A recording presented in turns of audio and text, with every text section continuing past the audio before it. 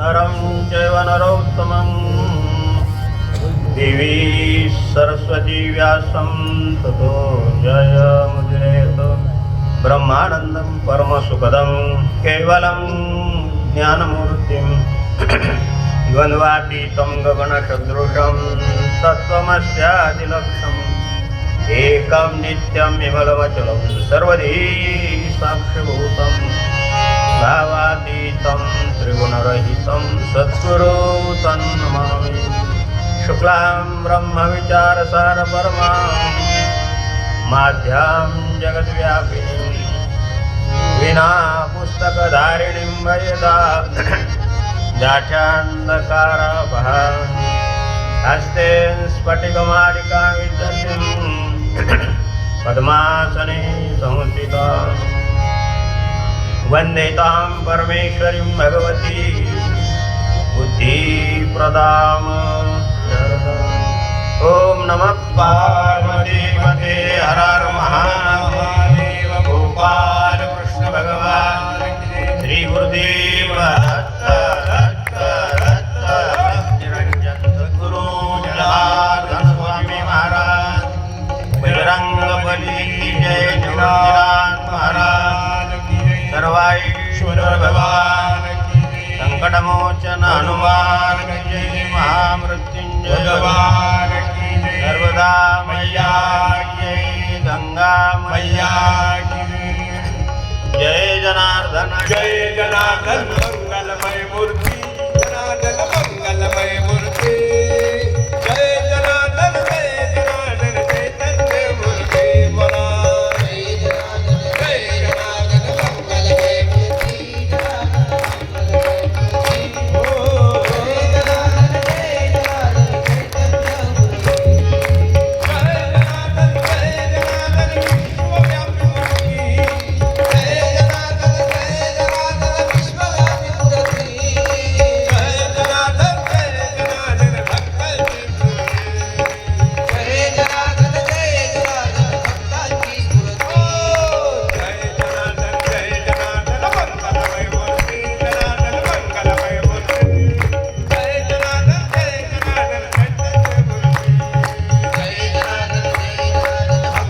मूर्ति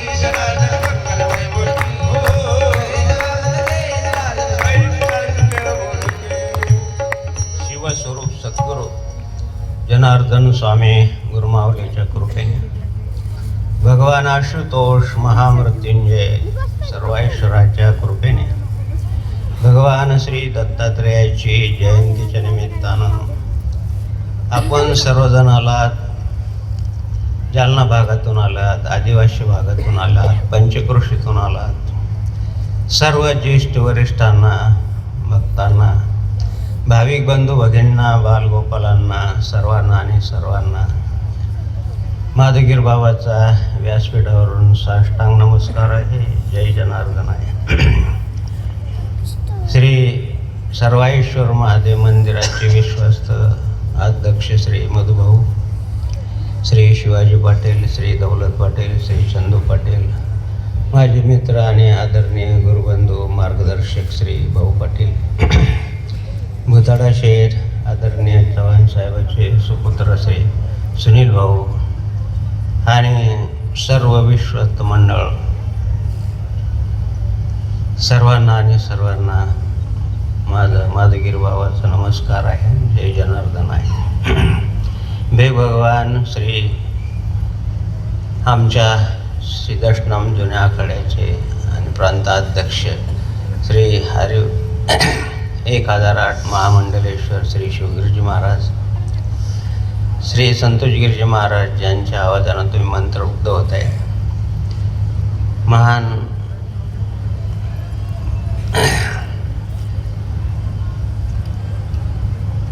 भगवंताची जशी सेवा केल्यानंतर देव प्रसन्न होतो, तशी सद्गुरू जनार्दन स्वामींची सेवा अंतःकरणपूर्वक केली तर तू फक्त भजन म्हण एवढंच म्हटले तर सद्गुरू जनार्दन स्वामींचा कृपामृताचा रस जर कोणी वाटत असेल जगाला, 10-15 लाख लोकांचे व्ह्यूज त्यांच्या भांडणाला आहे असे संतोष गिरजी महाराज.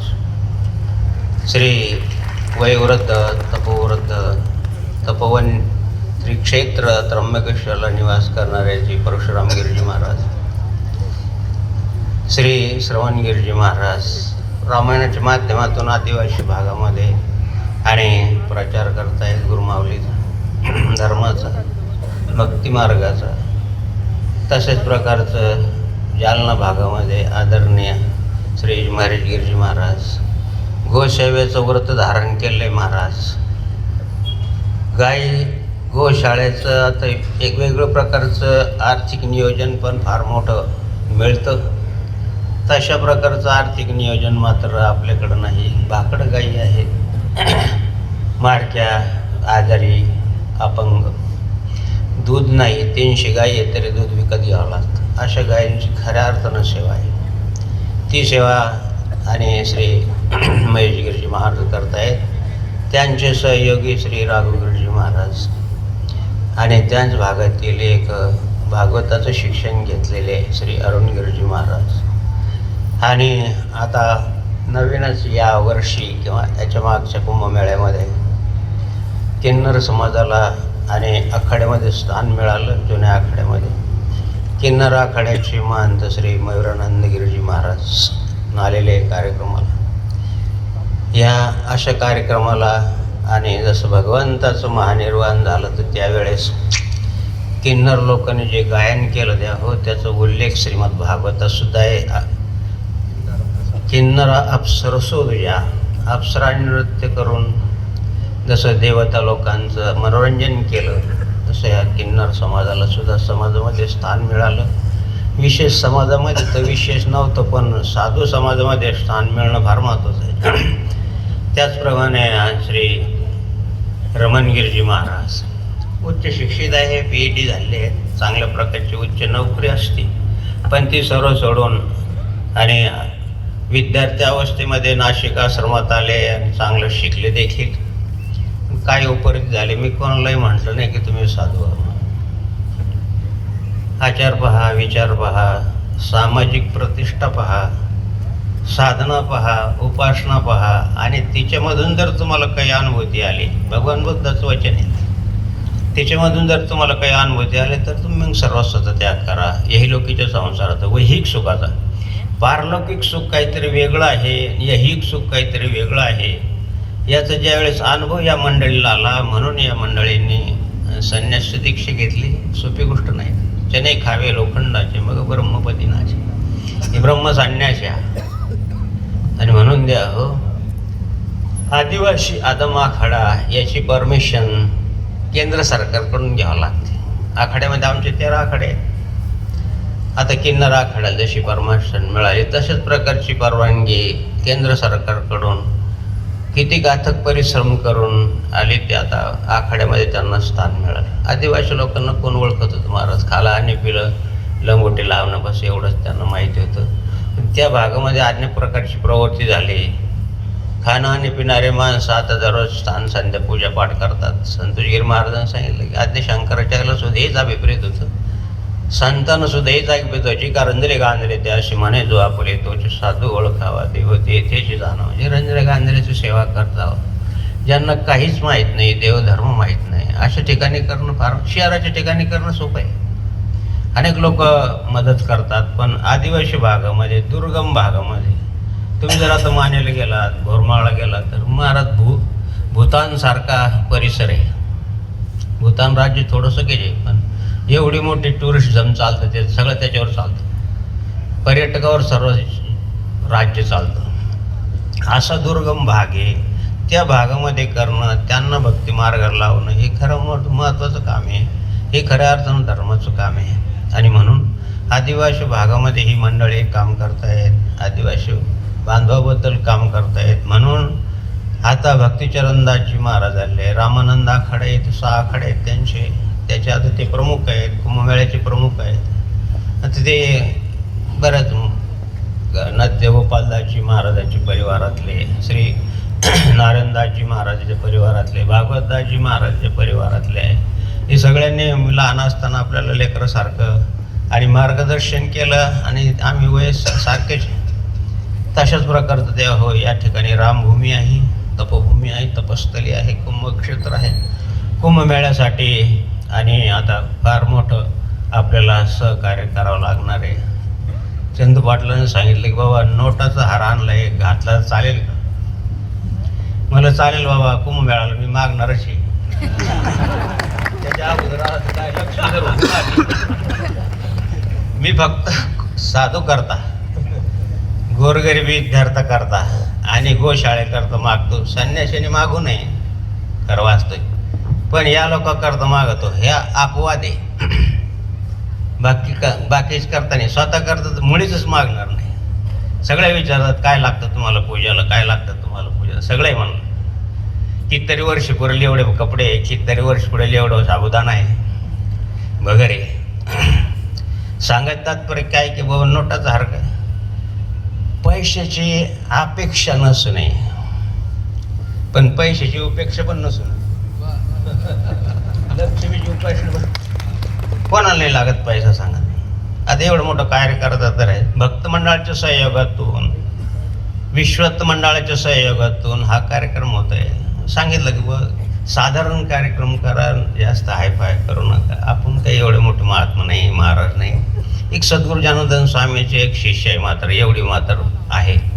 आणि त्यामुळे तसं साधारण कार्यक्रम करा, जास्त असं खर्च करू नका. चांगल्या कार्यासाठी तुम्हाला खर्च करत असेल तर करा ना कुंभमेळ्यासाठी. आणि म्हणून या लोकांनी विश्वस्त मंडळाचा सहयोग आहे. भक्त मंडळाची आता स्थापना झाली आहे. श्री संतोष भाऊ आहेत, भारत भाऊ आहेत, त्यांचे सहयोगी आहेत, अशोक वगैरे सर्व मंडळ झटून काम करत आहेत. टीमवर्कला फार महत्त्व आहे महाराज. नुसतं कागदपत्रावर करणं नाही महत्त्वाचं, प्रत्यक्ष फील्डवर काम करावं लागतं, हे महत्त्वाचं आहे. सुपरवायझर तर सर्वच महाराज, पण 17 सुपरवायझर आणि 1 वर्कर काय कामाचं? 17 वर्कर पाहिजे, 1 सुपरवायझर पाहिजे, मग ते काम होतं. आणि म्हणून द्या भक्त मंडळाचा सहयोग आहे आणि विश्वस्त मंडळाचा सहयोग आहे. म्हणून झाले 43-44 वर्ष या भूमीमध्ये आम्हाला लेकरासारखं या मंडळीने समजलं, सहमतानं चाललंय. बाबाजीने सांगितलं की रथाचे 2 चाक आहेत. जनार्दन स्वामींनी निर्माण केले, नीट लक्ष देऊन ऐका. जनार्दन स्वामींनी विश्वस्त मंडळ निर्माण केलंय म्हणजे त्यांची मान्यता आहे ना, ते त्रिकालदर्शी आहे ना, सगळ्याला माहिती आहे. मग माझी मनाची धारणा आहे आणि मी सुद्धा या लोकांना सांगितलंय की बाबाजीने निर्माण केलं आहे, बाबाजीने त्यांना नेमलेलं आहे, त्यांची उपेक्षा करणं म्हणजे जनार्दन स्वामीची उपेक्षा आहे. म्हणून त्यांच्या सहयोगातून तुम्ही सत्कार्य करा. आणि म्हणून असं दोघांचं संगमत आहे, अशी सांगड आहे. म्हणून आश्रमाची इतर प्रगती पाहतो मी दररोज पाहत आहे. इथं ऊस होता, केळी होती, पेरू लावलेले होते, घास होता. आज जमिनी खराब झाल्या म्हणून आपण अशा प्रकारचं मंगल कार्यालय केलं आणि आज या भूमीला किती महत्त्व आलं. किती गोरगरिबांचे लग्न होतात, अन्नदान होतं. आणि म्हणून द्यावं असं सर्वांचं सहयोग आहे. त्यातल्या त्यात हरिभक्तपरायण श्री भजनी मंडळामध्ये श्री लक्ष्मण महाराज, श्री जनार्दन महाराज, श्री गोरक्ष महाराज, श्री एकनाथ महाराज, श्री नवनाथ महाराज, श्री धर्मनाथ महाराज, सर्व हरिभक्तपरायण मंडळीला, माझी बालगोपाल हरिभक्तपरायण मंडळीला जय हरी, जय जनार्दन, रामकृष्ण हरी. या लेकरांना पाहून तुम्ही कसं किती सुंदर वातावरण तयार झालं की हरिपाठ झाला. असं शिक्षण देणं महत्त्वाचं आहे महाराज. याला गुरुकुल पद्धतीचं शिक्षण म्हणतात. एक चांगलं श्रीमंत माणूस आला तर माझ्या मुलाला हरिभक्तपरायण मंडळीकडे पाठायचं का, किमान तो नाही शिकला तरी मात्र तो कॉलेज सुटल्यावर शिट्ट्या मारणं नाही, मला माहिती. मला बरं वाटलं त्याचं.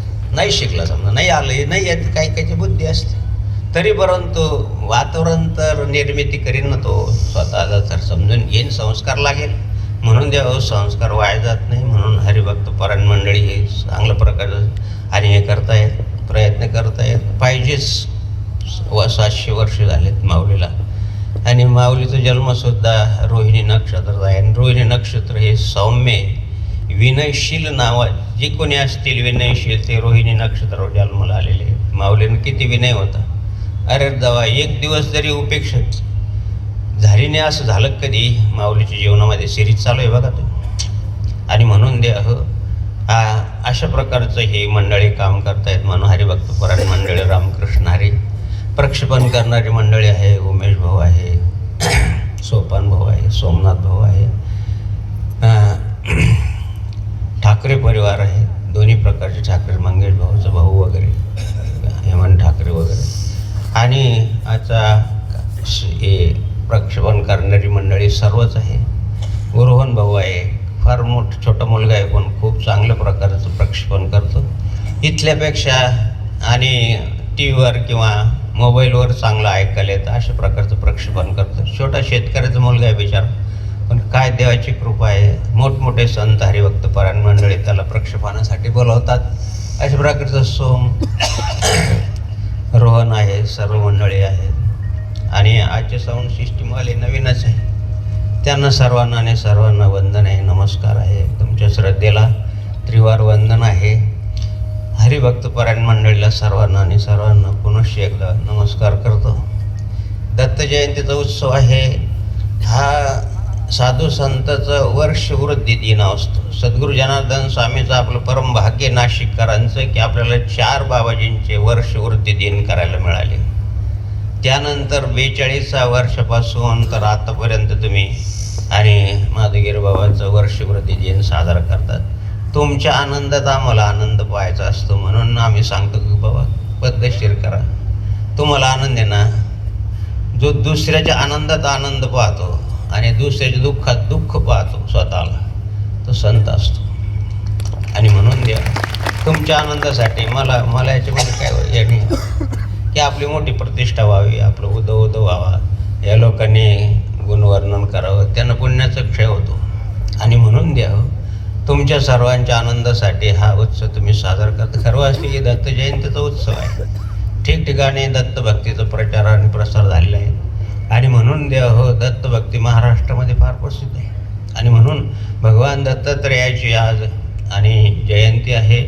त्यानिमित्तानं आपण सर्वजणात लहान थोर बालगोपाल बालकन्या सर्वांना व्यासपीठावरून दंडवत प्रणाम करून थोडीशी सेवा आणि या निमित्तानं करण्यासाठी आणि थोडा तुम्हाला वेळ बसावा लागेल. सगळ्यांची बोलण्याची इच्छा असते पण वेळ कमी असतो. तुम्हाला भूक लागली आहे, कृपया मसाला भात आणि बुंदी घेऊन या. याच्यानंतर हेच आहे बा, त्यामुळे थोडा आधार येईल. आणि म्हणून थोडा वेळ बोलण्यासाठी अनंतकोटी ब्रह्मांड चक्रचालक भगवान श्री जनार्दन आपल्या प्रिय भक्त अर्जुनाला श्रीमद भगवद्गीतेचा 8वा अध्याय समजून सांगताना, अक्षर ब्रह्मयोग समजून सांगताना आणि करून श्री भगवान अनन्यचेता सततं यो मां स्मरति नित्यशः तस्याहं सुलभः पार्थ नित्ययुक्तस्य योगिनः. अनन्यचेता सततं यो मां स्मरति नित्यशः तस्याहं सुलभः पार्थ नित्ययुक्तस्य योगिनः. श्री ज्ञानेश्वर माऊली आपले गुरुदेव भगवान श्री निवृत्तीनाथ महाराजांच्या कृपेने मराठीमध्ये भाष्य करताना भावार्थ दीपिका म्हणजे ज्ञानेश्वरीमध्ये सांगतायत, जे विषयाची तिळांजली देऊनी प्रवृत्तीवरी निगडवा होनी माते हृदयी सुनी भोगिताची तरी भोगितया नाराणुका पेटन नाही शुद्धाधिका ते चक्षुराधिका कवन पाडू ऐसे निरंतर एकवटले ये जंतकर्णी मजसी निघटले मी चोनी आटले उपासिते. बोल हरी बोल हरी हरी हरी बोल.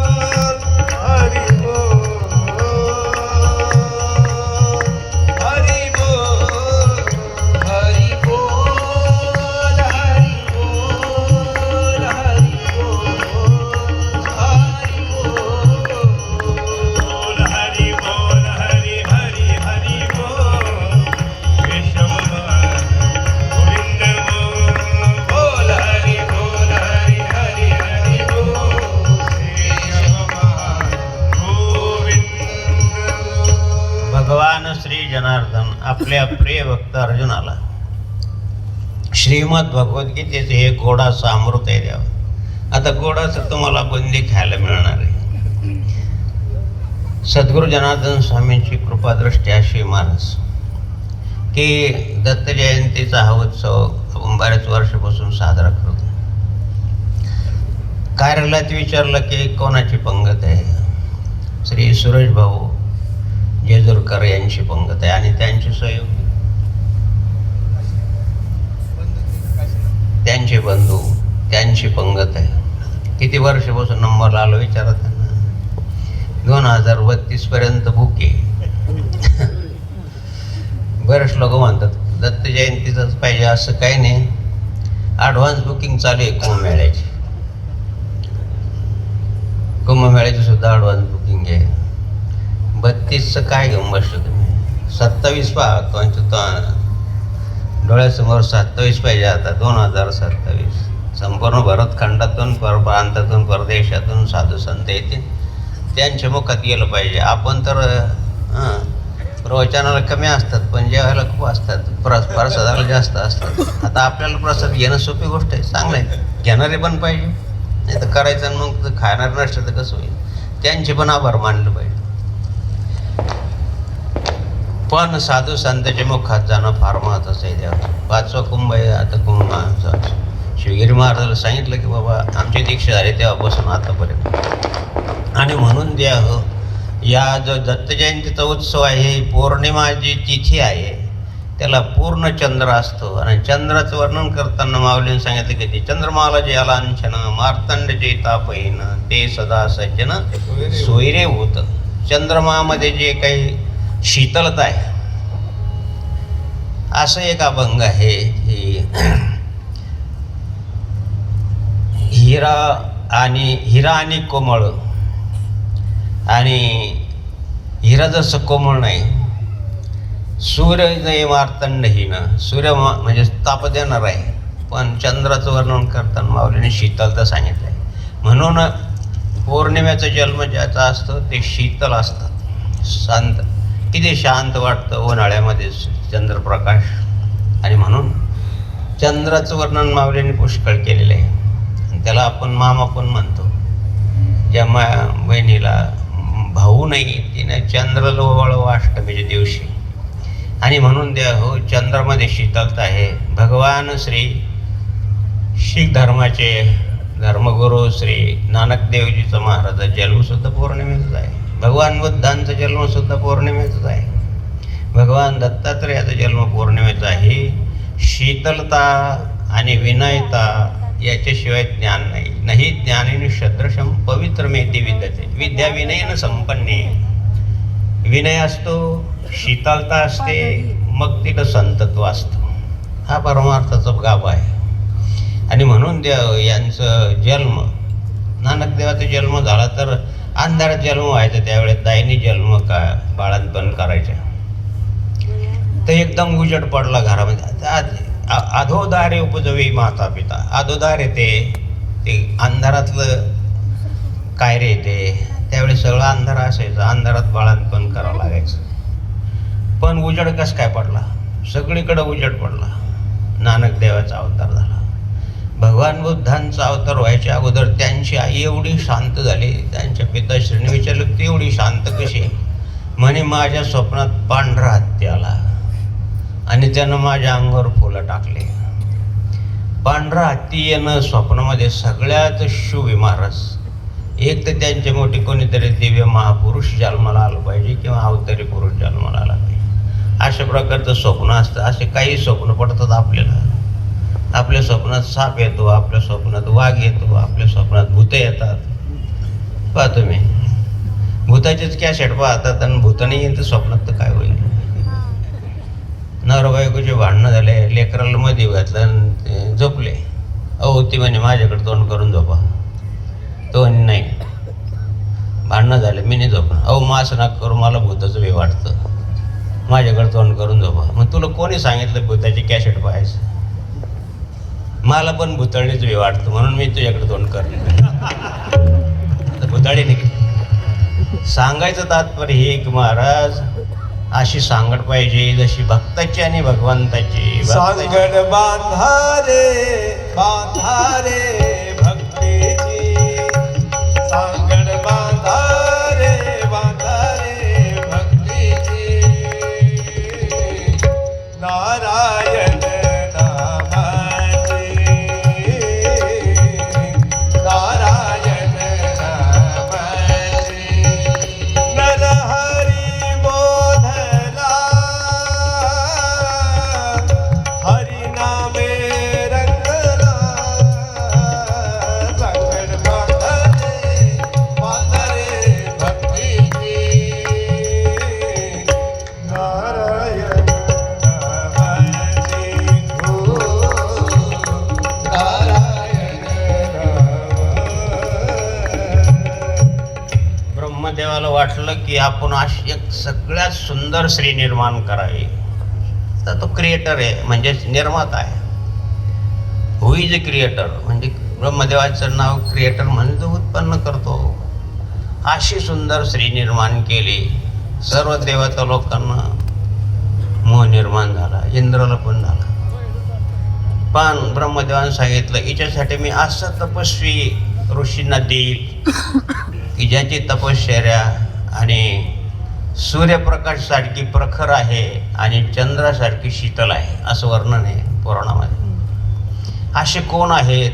म्हणून भगवान आत्री ऋषी, महर्षी आत्री ऋषी यांना अनुसया जी निर्माण केली ब्रह्मदेवाने अति सुंदर, ती त्यांच्याशी विवाह लावून दिला. पण आट घातली आहे की जो कोणी प्रतिप्रदक्षिणा करील त्याला मी माझी कन्या देईल. म्हणून गौतम ऋषी ज्ञानी होते महाराज, शीतल संत होते.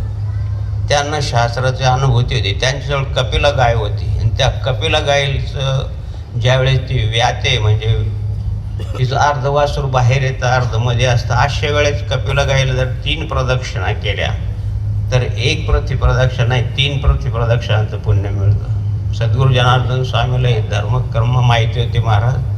सद्गुरू जनार्दन स्वामी सर्वज्ञ होते महाराज. सद्गुरू जनार्दन स्वामीमध्ये षडशास्त्राचं ज्ञान होतं, स्थापत्यशास्त्राचं ज्ञान होतं. असं कोणतंही नाही. ज्ञानवंताला जगातला कोणताही विषय अपरिचित नसतो. कळलं तुम्हाला? जे ज्ञानी आहेत, जे सद्गुरू आहेत, जे सत्पुरुष आहेत, त्यांना जगातला कोणताही विषय अपरिचित नाही. मग कामशास्त्राचं सुद्धा. अरे पोरं उठा. आम्ही विद्यार्थी होतो. परशुराम बाबाला माहिती आहे, ते वयोवृद्ध आहे, ते गायची सेवा आणि केवळ कर्मयोग. अरे आपली बाबाजीजवळ काळी कपिली गाय होती त्र्यंबकेश्वरला, बाबूला पण माहिती. अरे ती गाय व्यालून राहिली, रात्री ओरडली ती. काय ओरडत म्हणजे गाय व्यालून. अनुष्ठान शाळेला 3 परिक्रमा करा. बाबाजीची कुठे तर बाबा काय त्रास काढला. आता त्या डोळ्याला पाणी येतं की अशी ताडपत्री, असे पत्रे लावलेले, त्याच्या खाली पाणी जातं, इकडं हे जातं. 3 वेळेस बारदान बांधावं लागायचं. शेजारीच गाय, बरं बैल गाय सगळे उशाला लागायची बाबाजींना. तर पूजातला एक घास अगोदर तिला द्यायची घुगरास आणि पोरानं प्रदक्षिणा मारत 3 प्रदक्षिणा मारल्या. म्हणजे भाऊ हे गाईला जर व्यातानं जर 3 प्रदक्षिणा मारले हो तर प्रतिप्रदक्षिणाचं पुण्य आहे. चालेल तुम्ही. आता कालच्या परवा एक यान निघलं, सगळ्यात फास्ट व्यान येते, प्रतिप्रदक्षिणा करू शकतं. कालच्या परवाचं ते वाचण्यात आलं माझ्या की असं एक यान आहे. केली पण 2-4 जणांनी त्याची परिक्रमा केली, त्याच्यावर नंबर पण लागले, प्रतिप्रदक्षिणा करता येते. ते यानचं काय मला नाव माहीत नाही. इंग्रजीमध्ये माझी काही एवढी इंग्रजी पक्की नाही. मी इंग्रजीमध्ये 2-3 वेळेस नापास झालो आहे. सांगायचं तात्पर्य काय की त्यांना माहीत होतं. म्हणून गौतम ऋषींच्या जवळ ती कपिला गाय होती. त्यांनी आत्री ऋषीपाशी कपिला गाय होती, 3 प्रदक्षिणा मारल्या. ब्रह्मदेवाला सांगितलं की मी 3 प्रदक्षिणा केल्या. मग ब्रह्मदेव म्हणजे गाय ओम भर्वस्वा तत्सदिति वर्णम भर्गो देवस्य धीमहि धियो न प्रचोदयात्. गाय माता सगळ्याची माता आहे महाराज. म्हणून अनुसयाचा विवाह आणि आत्री ऋषीशी लावून दिला. तुम्हाला सर्वांना माहिती आहे अनुसया सगळ्यात सुंदर आणि पतिव्रता असल्यामुळं आणि सगळ्या देवतांनी सांगितलं की ती पतिव्रता आहे, तिच्यासारखी पतिव्रता कोण. त्यातल्यात नारदाने सांगितलं तर मग विचारूच नका. सगळ्याला माहिती कथा पण ऐकली पाहिजे. ऐकते शिवरात्रीचे ऐकते ऐकते गुरुदेवाची कथा धन्यते ऐकते ऐकते गुरुदेवाची कथा. म्हणून देव आणि अनुसया सगळ्यात चांगली श्रेष्ठ पतिव्रत आहे. आता हे काय असतं महाराज, आपली स्तुती केली नाही आणि दुसरीची स्तुती जर आपल्या पत्नी समोर किंवा एखाद्या माय बहिणी समोर केली तर तिला काय वाटतं तुम्हाला माहिती आहे सगळं. दवाखान्यात भेटायला जाताना एक हात जोडून विनंती आहे तुम्हाला की काही लोक त्या पेशंटला घाबरून टाकतात. नाही हो असा त्रास होतो माझ्या मित्राला पण गेला बा, तो सफरचंद सुद्धा खाईल का तुमची. त्याला खरं वाचते अभय द्यायला. अभयम संशुद्धी सगळ्यात मोठं दान जर कोणतं असेल तर अभय दान आहे. मला तुम्ही बरे व्हाल, असं करू नका, मनोधैर्य ठेवा. दुःख सगळ्यालाच येतं, कोणाला दुःख नाही. श्रीरामाला दुःख आहे, भगवान श्रीकृष्णाला दुःख आहे, सगळ्याला दुःख आहे असं म्हणावं. मग तुम्हाला तर त्याच्यातलं सफरचंद देईल, त्याला दिलेलं सफरचंद देईल. मग काय माणसं बी कायला सवयच असते. नाही हो असं आमच्या गेला तिथं असं म्हणूच नाही महाराज. त्याला अभिप्राय द्यावा, त्याला अभय द्यावा. अभय दिल्यानंतर त्याचा अर्थ दुःख बरं होतं. डॉक्टर जर चांगला स्वभावाचा असेल, चांगलं हे करणारा असेल तर काही घाबरू नका, सगळं आम्ही प्रयत्न करतो, तुम्ही काही धैर्य धरा. मनोबलाला फार महत्त्व आहे. मनोबलानं माणसं अर्धे बरे होतात. डॉक्टरकडे एक गेला, मेंदूचं ऑपरेशन करावं लागेल सांगितलं डॉक्टरनं. ते करा म्हणे डॉक्टर. खर्च वगैरे विचारलं, केलं त्यानं. ते डोक्याचे केस वगैरे काढून तर पेशंट गेला पळून.